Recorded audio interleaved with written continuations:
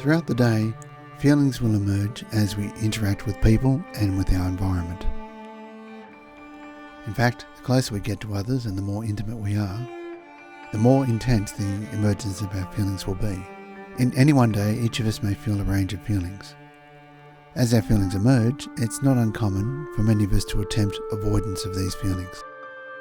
We can avoid feelings by rationalising, or we can repress our feelings in a number of different ways. For example, keeping busy through the use of alcohol, drugs, prescribed medication, exercise, sleep. One of the most common and popular ways to avoid feelings is to criticise. In this avoidance process, you repress and rationalise your feelings and then criticise, complain or blame. Criticism can be directed at either yourself or others. What makes criticism such a popular avoidance is that in criticism we experience a deluded sense of power over others or power over ourselves. We call this the power-shame dynamic. In the power-shame dynamic, we either shame others or shame ourselves. It's this superiority and deluded sense of power that comes with criticism that makes criticism such a prevailing and habitual avoidance. Given that there are 7 billion people in the world equally capable of making mistakes and doing stupid things, there are plenty of ways for us to avoid through criticism.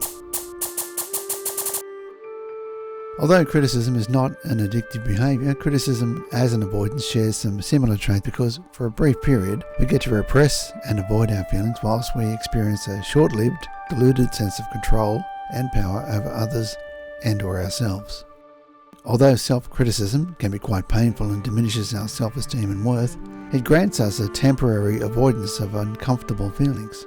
Many of us are willing to put up with this shaming of ourselves in order to avoid powerlessness and have this deluded sense of power over ourselves and the equally deluded sense of control over our feelings. Unfortunately, this newfound power is a self-destructive process.